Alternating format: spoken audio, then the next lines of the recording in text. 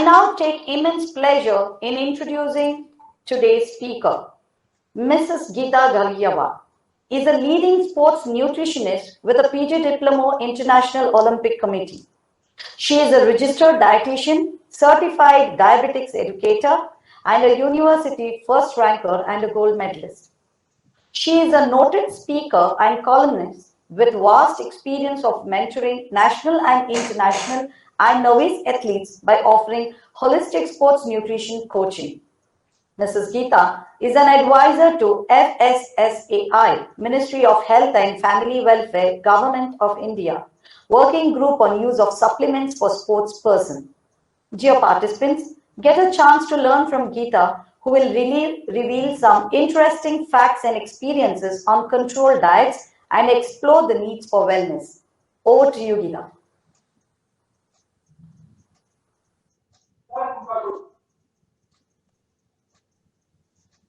Geeta, can you please unmute yourself?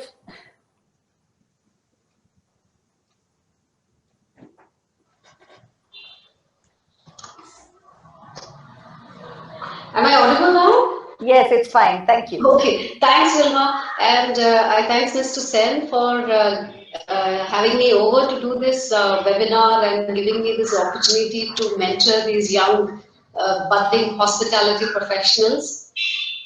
Welcome, everybody. And I hope this will be an informative session for you. Unfortunately, I may not be able to view you on the screen as I present. So, but if you have any questions related to the presentation, I would request you have that shared with Vilma so that we can take these questions once we have the session over. And if there is anything to be communicated, Vilma, you will pause me. Yes, Geeta. I will. Okay. Thank you. Great. Geeta, I understand your voice is little breaking up. Is it? Okay, give me one moment. Yeah, okay. I am on Wi-Fi. All right, Geeta, go ahead, no issues. Okay, all right. Yeah, in case there's a disturbance or if there's any hassle, do sound me off, so otherwise I will not get to know. Yeah, good to go. Thank you. All right. Thank you, Vilma. And thank you also for the lovely introduction. And I think we've fallen behind schedule, and apologies for that. So let us commence.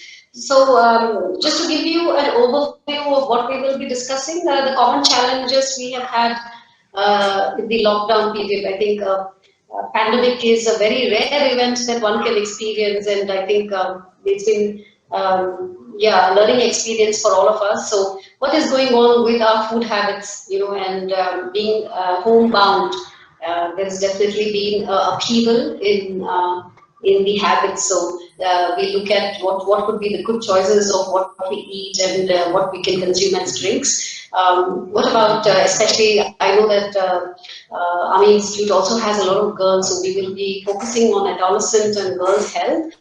Definitely immunity and what can you do and not do in terms to COVID, and how can you manage weight if you are not exercising and spending time on fitness. How can you kind of use food in order to help you manage your weight, and definitely your lifestyle, which will kind of keep your optimal immunity and definitely keep your emotional well-being in mind.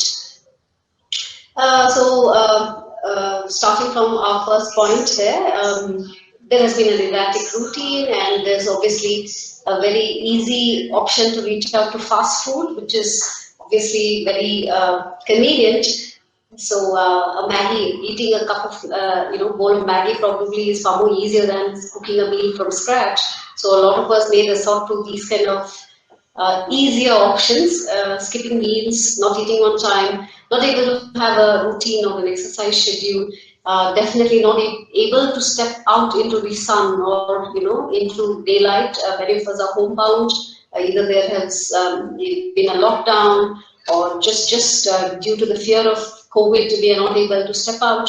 I'm sure a lot of individuals do have smoking habits or consume occasional alcohol or, indulge in excessive coffee. And definitely there's been stress and anxiety. There have been several challenges in the pandemic time. So what could be our main goals to consuming normal food, there is no need to deviate from our regular routine, but just to be able to change wee bit or tweak our carbohydrates, that is our rice roti, or the dals that we eat, the kind of oil that we use at home itself can make a vast difference. And definitely we want to look at food in order to take care of the immunity, in order to support our well-being, and definitely to be able to take care of the nutrients which mainly come from food.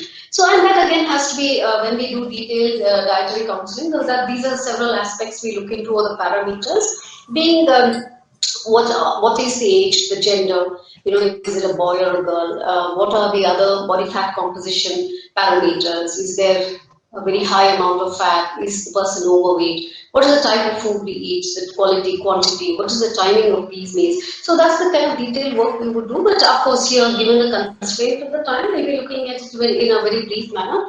So everybody does look at staple foods, what is eaten in our homes, and that being your rice, roti. And of course, I'm sure there are a lot of North Indian students in the college. So aloo or potatoes are quite popular. I know a lot of our North Indian friends who go without not eating potato in any single meal, So that's also a means of carbohydrate. And there are also some form of carbohydrates that come from milk, fruits, and definitely the use of sugars.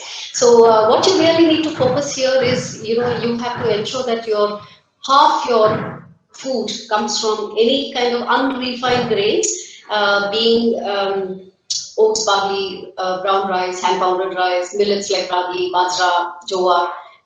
For the reason that these are more filling, and white rice gets digested very fast. I think you kids will be aware, if you ate a Maggi, in 1 hour's time you are hungry again. So the whole idea is to be able to delay these hunger symptoms, because you may also tend to eat because of boredom. So you have not just B vitamins, which are very important for energy and immunity, but you also have a high fiber intake through grains, and that can kind of, when you eat in a balanced meal, along with protein and other things which we'll see in the coming slides, it kind of helps you feel fuller, have a satiety, and that's the reason you may tend to eat at stipulated timing instead of unnecessary grazing or frequent snacking.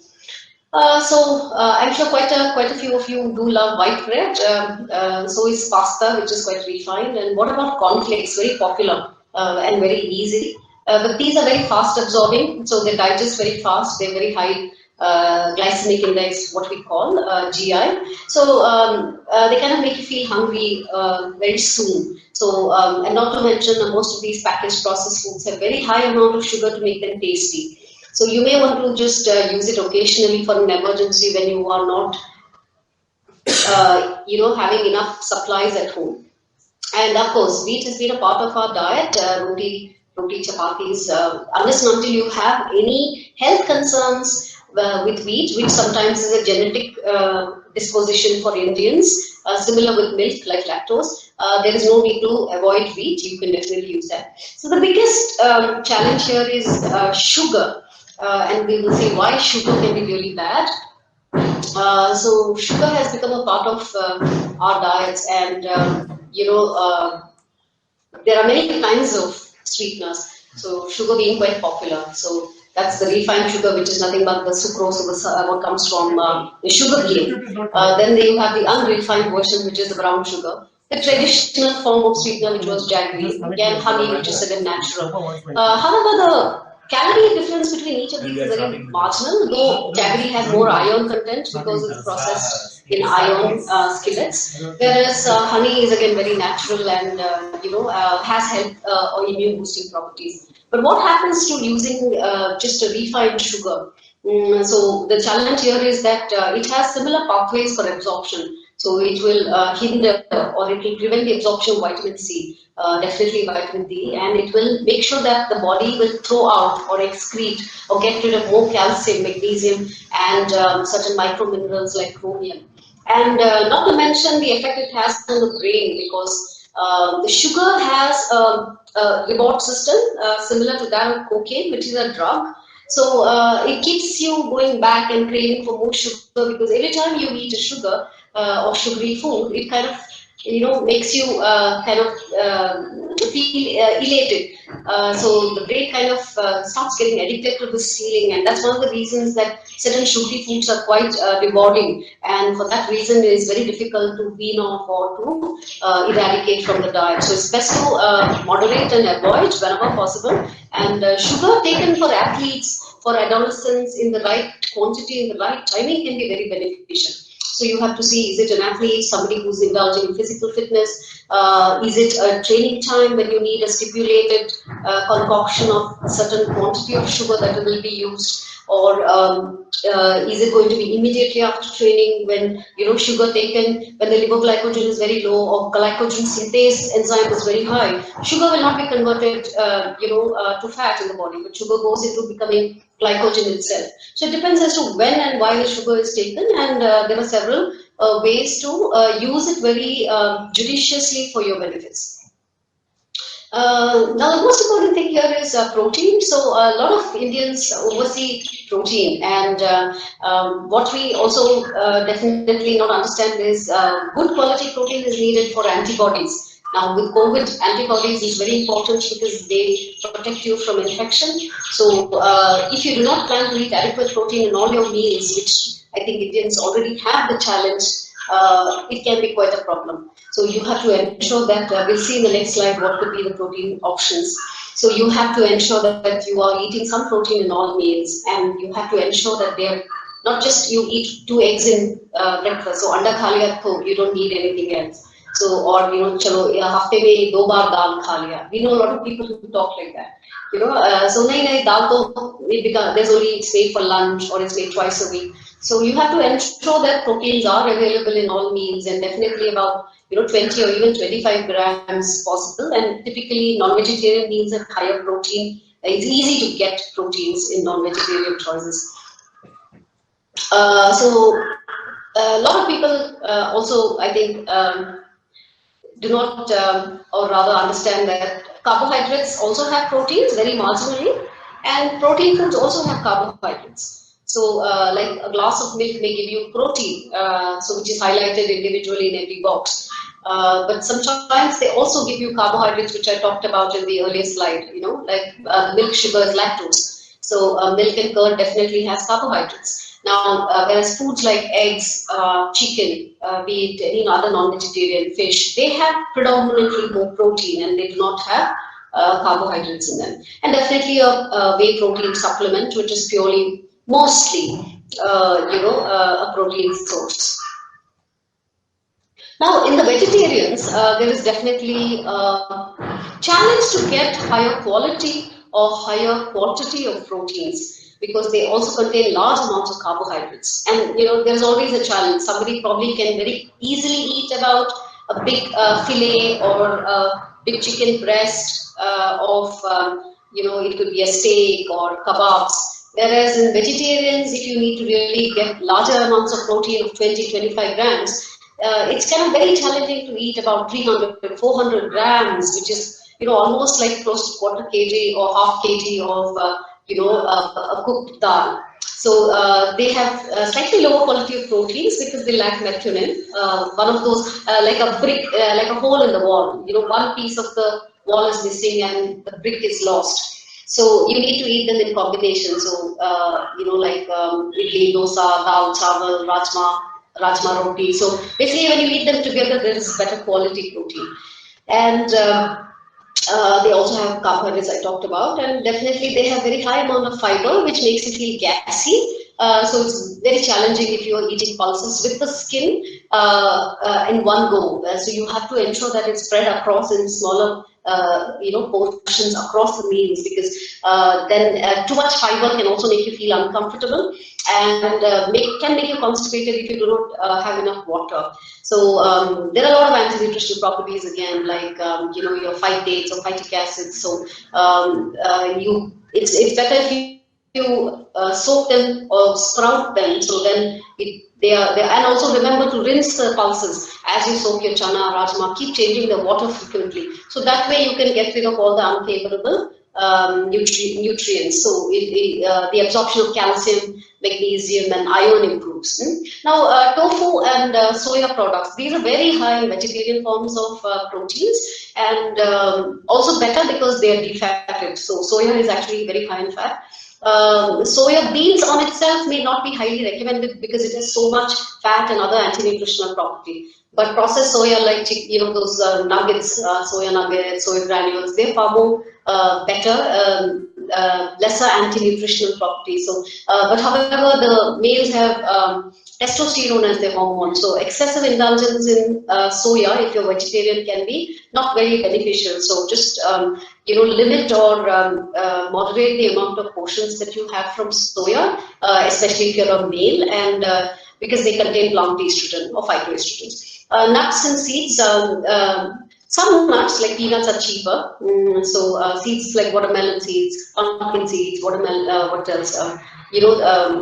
Pumpkin, watermelon, and these kind of seeds are also quite economical and reasonable to use, and they have certain, vitamins, even vitamin E, omega-3. So they're cheaper and definitely value for money. And whatever is easy, accessible, can add good quality proteins also in your snacks. So if you use milk, ensure you have them low fat or skim that can help you keep your weight low. And red meat's a very high amount of saturated fat, so that's the reason we say eat less of them. So now what happens with fats is they have a lot of calories. They have 9 calories for 1 gram, whereas it's more than twice of that of carbohydrates and proteins. So if you can eat fats in moderation, that's an advantage. Now, the quality of the fat is more important than the quantity itself. So there is also fats available in the egg yolk, in the fish, in the red meat, definitely in the dals and seeds, nuts. So fat also comes from food. So you have to ensure that you don't need more than 2 tablespoons or 30 grams or half the intake of the fat itself should come from added ghee, butter, and oils. You don't need more than that. So that itself is quite a lot, actually. Even 1 teaspoon is about approximately 5 grams. So you already are using 6 grams there. So if you're looking at weight loss, you may obviously want to reduce the fat intake. And or choose fats that come from good sources. So that could be your nut seeds, vegetarian version called the alpha-linolenic acid, like your walnuts or avocados. So cheaper oils will be Indian cold-pressed oil. So like kachi ghani, what you call them colloquially. Mustard oil and till oils, these are better. Rice bran oil is also quite popular these days because it's good for reducing cholesterol. Ghee and butter you can use definitely every day. Ghee has been very traditional in our Indian practice, so about half teaspoon to 1 teaspoon definitely use in your diet. Now, I don't know how many of you use sunflower oil in your homes. Sunflower oil is very high amount of omega-6.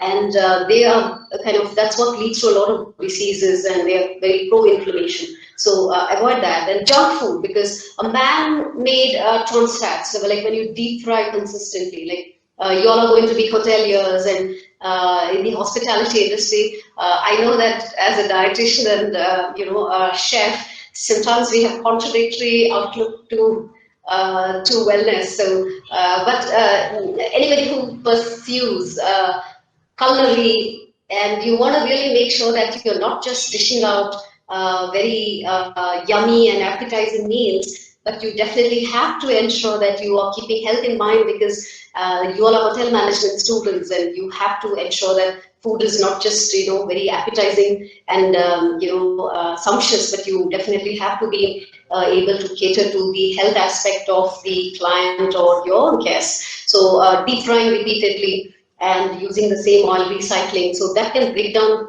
the fat, and trans fats forms quite unhealthy. Baked goods, or your pastry chef is going to be quite annoyed hearing this, I'm sure, from me. But though as much as I love baked goods too, but over the years you kind of wean off and eat lesser and lesser quantity. So who can resist a lovely dark chocolate cake or anything made with dark chocolate? So, but baked goods have the highest amount of trans fats, because whenever butter is subject to very high temperature, it changes its structure. So this trans fats is what is bad, and it causes inflammation.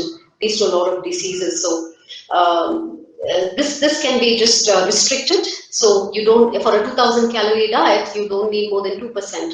So that is 2 grams, and typically in the food label, if it says trans fats free, you definitely want to be careful because it has one serving has less than 0.5 grams of trans fat. So that can kind of repeatedly overdoing foods rich in trans fats can lead to increased bad cholesterol. And later on in life, in your decades, in your 20s, in your 30s, that's where diseases start. But the blocking of the artery walls or the atherosclerosis or plaque formation, what we call, has started very early in life. And it has taken decades for you to kind of start seeing diseases that it's kind of really started very early in life. What about vegetables and fruits? So World Health Organization has also recommended that with COVID, ensure you have very healthy meals. Okay, and the recommendations are definitely you need to eat a lot of fruits and vegetables. Anything that's local, seasonal, easily available. You don't have to be, make it anything fancy. The deeper the color, the more the antioxidants, and those pigments are quite powerful to protect your body. So goes without saying, all these dark green leafy vegetables and a lot of other vegetables which have very high amount of water content are low in calories. And starchy vegetables, as with eating, your rice and roti, if you just, it goes with common sense. So if you eat aloo or, say any other good vegetable, like say beetroot or carrots, you can just reduce the portion of your rice and roti because these vegetables also contain a lot of starch. So it is equivalent to eating rice and roti. So sometimes I know you may have already read or heard fruits. When you eat them, you eat it with meals, do you eat it after meals or on empty stomach? So one size fits all never works. So you rather have the fruit at any time that's convenient for you than not eat at all. So, but ideally, of course, you may want to eat them as a snack. But again, that really depends. Sometimes we tell diabetics to eat fruits with a meal or with including some nuts and seeds because the proteins and fats delay the absorption of the sugars. So it's very contextual and, we cannot generalize. And definitely being indoors, sometimes we forget to drink enough water. Water is extremely important, but drink as much as what makes you feel comfortable. There's no rule to say 8 ounces, 8 glasses. We had certain basic standards which we had, heard over years, but that's not true. And with fruit juices, what happens is if you do not strain and you're having the juice with the fiber, then that kind of can keep you full. But if you discard the fiber and it's just the liquid or the water, so may not be kind of satiating or it will not be wise. Of course, if you add too much sugar, then that beats the purpose again. So whereas green tea, very high in antioxidants, catechins, epigalactocatechin gallate, so these antioxidants are quite powerful. The theoflavins, they kind of boost your immunity and reduce inflammation. So similarly, if you have too much coffee, like I think caffeine, recommendation is about 400 mg for a day, but a strong cup of coffee itself can give you anywhere between 150 to 200 mg coffee. So similar is with the previous slide when I said eggs. Please do eat the whole eggs because one yolk has 300 mg cholesterol, and the limitation or rather the limit, upper limit to taking the cholesterol itself is 400 mg cholesterol from food. But then again, it depends on young, individuals. You can definitely afford to eat 2 whole egg yolks because egg yolk has also got all the nutrients, the omega-3, the vitamin E, the biotin, the B12. So whereas egg white is just 3.5 grams of albumin, it's just protein. So whole eggs are also quite nutritious. And of course, if you have tea with food, they have anti-nutritional property like tannins. So is tamarind, spices, they all have tannins. So small use of it in food is inevitable, but if you have excessive, like taking tea with food can kind of reduce absorption of other important nutrients. Once it's finished, now with focus on women's health, with the regular menstruation, there's definitely the higher requirement of iron. For that matter, even boys also have good need of iron, or rather, there's a requirement of iron in your diet because of expanding blood volume, the final growth spurt of your adolescence, in that prime puberty about 18, 19 years. So you need a very high amount of absorbable iron. So non-veg gives you iron that can be easily taken up by the body. If you're vegetarian and you get it from your chickpeas like your chana or any dark green leafy vegetables, you have to ensure that you add some kind of vitamin C. It could be a cut tomato, or just squeeze a little lime on the food when you eat. So that way you have better absorption of iron when you're a vegetarian. So girls definitely have requirement of folate. So that is dark green leafy vegetables. B6, B12 predominantly come from non-vegetarian foods. So if you are a vegan and do not take any milk or dairy product, or do not take eggs, then that can be a big hassle, and you may want to take your you may want to do your blood test so that you want to address if you have a deficiency, and then you may want to supplement it either by oral tablets or capsules, and also by injection. So if you do not have adequate of these nutrients, sometimes you'll have iron deficiency, anemia, you're tired. And sometimes I've had some clients who reached out to me and said, I don't feel like getting up in the morning. I feel very exhausted, and I'm tired. And sometimes these are vegetarian clients. So, not being able to step out, not keeping fit. So obviously the body becomes very sluggish and, slow. So you may want to take care of these foods, which I've just mentioned, like even dates, raisins, figs, whatever is reasonable for you. You can opt for a handful of these every day. And then on an ongoing process, if you can eat some dry fruits and nuts, that can be quite healthy snacking by itself. Calcium, and again, very important because maximum bone formation or ossification occurs within 20 years of age, and which you need for lifelong, and especially if you're a girl, based on your biological cycle of your pregnancy, giving birth. Calcium is highly in need for the formation of the fetus and in the breast milk. So later on in your life, later in your 40s, you may have weaker bones, risk of injury, fractures. So you have to ensure that you definitely have good adequate intake of calcium, and milk. Here is the richest source, or rather it is the richest source of calcium, but the absorption is 30% only because you need a good amount of vitamin D for absorption. So again, calcium metabolism is very complicated. Calcium, phosphorus, magnesium, you need vitamin D. So and you have other several important source of calcium, that being your soya itself, soya, almonds, till, like your sesame seeds, broccoli, calcium. So these almonds, excellent source of calcium. So you can definitely use whatever is available at your homes. And during PMS or your premenstrual, if you have any symptoms of cramping, bloating, mood swings, sometimes just to be able to manage with food itself is very helpful. So magnesium, dark green leafy vegetables, nuts, seeds, the good source of magnesium. Soaked almonds, you can peel them and eat them. They're the excellent source of vitamin E. B6, I've already told you, comes from mainly non-vegetarian food. And omega-3 is a little difficult to get in vegetarian options. So omega-3 is better of the smaller tiny fish like sardines, mackerel,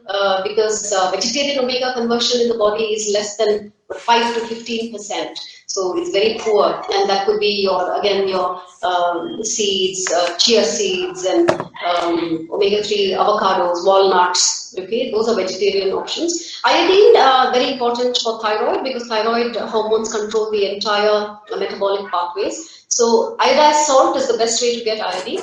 And selenium, you can get them from Brazil nut, but they are imported nuts. They're very expensive. So you could alternatively swap for a little bit of cashew nuts.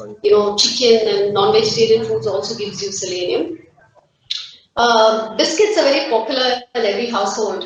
And also in corporate world, from every office to everywhere I've worked, they've always had some biscuits along. So very important to pay attention to the serving size, and you have to be able to restrict yourself to just a few, and otherwise they're quite unhealthy and there's nothing useful coming out of it. Even if a multi-grain, if they market it as multi-grain, they have higher sugar than a regular biscuit. So it's quite shocking. Many of you don't read the food labels. But again, if you take sugarless, you have artificial sweeteners. So understand until you're a diabetic and you may look at trying to eradicate or get rid of the sugar, it may not be very helpful at all. And of course, we've talked of trans fats. Any baked goods have very high trans fats, including. What do you snack when you're at home and you're bored, or you just sometimes don't know what to do or nothing to do, but you have a tendency to eat? So I think roasted snacks, anything which is based out of milk or dairy, if you are a vegetarian, and consume those, buttermilk and milkshakes, smoothies, these are good options. Or you could just swap for a tray, mix a handful of nuts, one handful only, not more. So these are definitely protein choices. So in some way they kind of add more value to you instead of eating junk. So then of course keep the skin on the peanuts. They have resveratrol, the same pigment found in red wine. They add fiber, definitely protein. And the soya, if your boy is just moderate roasted soya beans, you get roasted soya. Then you get puffed also, puffed snacks like puffed full makana. These are very low in calorie, puffed corn, puffed jowar. So these are definitely healthier options because deep fried foods are very high in calories and trans fats. Now, what about alcohol? So if you consume alcohol, just ensure you have limited serving only. Very important, because excessive alcohol can weaken your immunity. And that is not something that you want to do in COVID. It can lead to inflammation and definitely weight gain. It is very high in calories. Similar, I've already talked of caffeine. How caffeine is a stimulant, central nervous system. It kind of gives you a high and you feel quite excited. But then, of course, the slump or as the caffeine levels fall, it can kind of make you feel very sullen or feel very bad. So simple methods of cooking will be definitely the ones that are most sought after from our traditional practices, just using water. So that could be boiling, steaming, and poaching, typically common for eggs. Pressure cooking is very time saving and the best option. Grilling, char-broiled foods, what you call tandoori foods, they're actually very harmful because especially if you make non-veg, they form cancer or cancerous compounds, and they're not advisable. So restrict tandoori or grilling or barbecue foods. If you deep fry, ensure you throw the oil, because then there's a lot of these, those chemicals that break down, peroxides and so many other compounds which are not favorable. So it is best to throw away the oil once you deep fry. Sunflower oil, ironically, is the best oil for deep frying. So is coconut oil. If you want to restrict Teflon, then just using our iron tawa, iron kadai, they are the best ones. And definitely avoid plastic, even if you use microwave. Food grade plastic is commonly available, but use glass, ceramic, which are safer.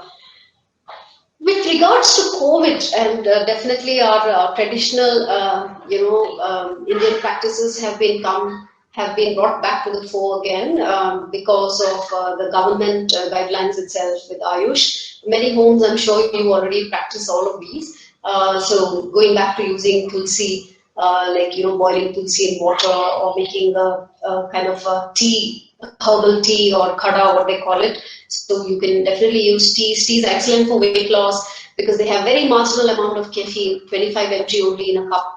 So green tea, black tea have theophlavin, so similar like the catechins of the green tea, very high in antioxidants, so they have no calories, and warm fluids are quite helpful. So again, using ginger, be it fresh, dry, you crush a garlic, keep it for 15 minutes and then you use it. So the sulfur containing allicin is released, so that is antibacterial, so it kind of helps you cope with your immunity and or rather can prevent infections. So using your jeera, coriander, cinnamon, pepper. Pepper is quite popular always. Anytime you have a cold, in South India, rasam and a lot of these pepper dishes are quite popular. So with turmeric, there is a pigment called the yellow pigment, the curcumin. Now, curcumin can get destroyed or will reduce when you cook with it. So you add the haldi after you finish the cooking. Okay, so when you add a little bit of a pinch of pepper, it can help increase the absorption of curcumin in the dermatic. So dark chocolate again is quite very powerful in flavonoid, so good option. Just about 1 or 2 blocks, not the whole chocolate. Vitamin C, like with COVID, a lot of updates which have regularly been published on how vitamin C, for that matter even vitamin D, which I'll just talk in the couple of slides. Vitamin C is very helpful in boosting the immunity because it can kind of delay or prevent the symptoms, so you recover very fast. So fresh fruits and vegetables is what gives you vitamin C, because vitamin C will get killed if you cook with it, or you extract the juice out of musambi and keep it exposed to light and air. The vitamin C will get killed. So there's no point in just destroying that. So you eat the whole fruit, which will be better for you. Selenium I've already talked of, and similar is zinc. Zinc is, I don't know what the word is in Hindi, but these oysters or mussels what come in a shell, so they are the richest source of zinc. So, and commonly, of course, if you eat a balanced diet, be it nuts, seeds, pulses, so you will get some of these micro minerals in your diet. Now, a lot of emphasis on microbiome, good bacteria in your gut, and the gut and brain connection. So fermented foods, India has been very popular with using our own foods. So be it, pickles or curd. Curd is again fermented milk. So in South India, they used to do this overnight rice. You just soak it in water and drink that, which is, I believe, quite popular, sold even in the United States in the supermarkets, bottled for, I'm sure, quite a price. So even fibers that you eat from whole grains, pulses, your vegetables and fruits, these fibers also ferment and they lead to short-chain fatty acids. They call prebiotics. A probiotic is live, which have the bacteria, and prebiotic is what feeds the gut bacteria. So all these fibers are also good for your health. Something that has been overlooked probably for all of us with this pandemic is the erratic routine. So sleep is definitely one of the challenge areas. So sound sleep, if you sleep well and try and go to bed at the same time and try and wake up at the same time, they really have an impact on the hormones, particularly your ghrelin and leptin. Now leptin is an appetite suppressing hormone. So if you sleep well and it helps you keep your leptin very high, and that's why you will eat less, so your weight is under control. And definitely in diabetics or those who are overweight, there's better control of your insulin. So it also, of course, not to mention how a good night's rest can make you feel more calmer in your head, more rested, more rejuvenated. So certain protein-rich foods have an influence on dopamine, and the dopamine also influences sleep. So tryptophan comes from all your non-vegetarian options, and like you heard of Thanksgiving in US, so the turkey roast, for that matter, chicken, or even a glass of milk.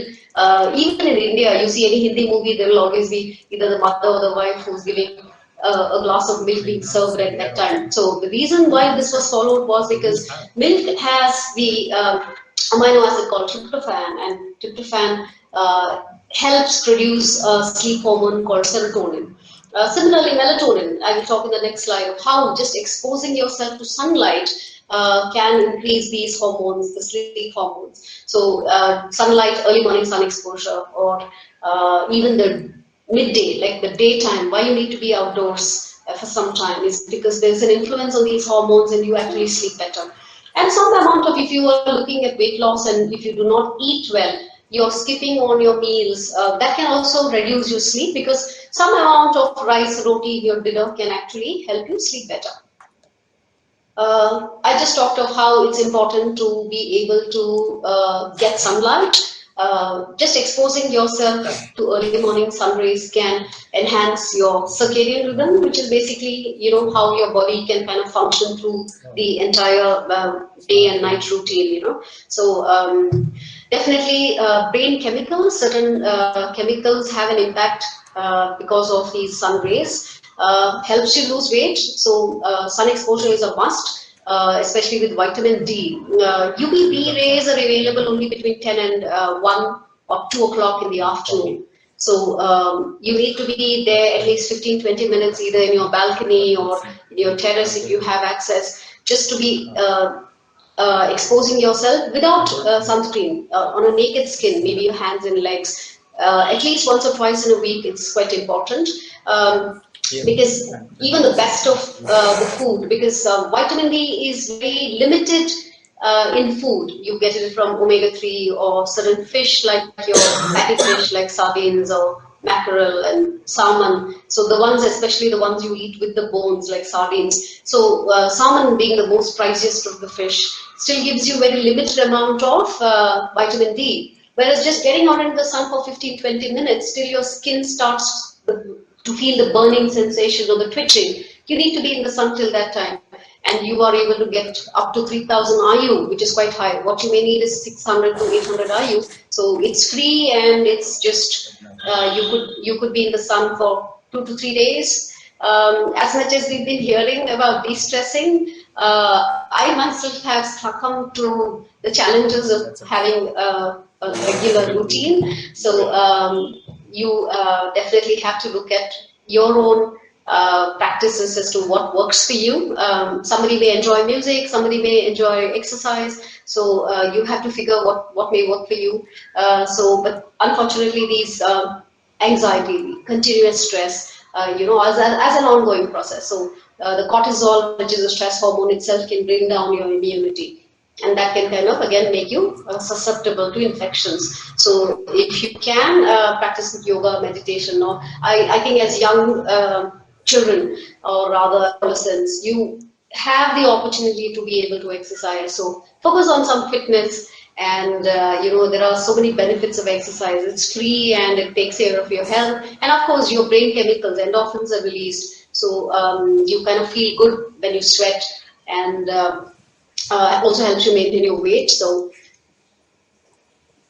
now, if you have the opportunity to do a blood test, it will be advisable to check what your levels of vitamin D are. And whenever you supplement, one caution is vitamin D is a fat-soluble vitamin, so you have to be able to take some fat in your food, otherwise it will not get absorbed.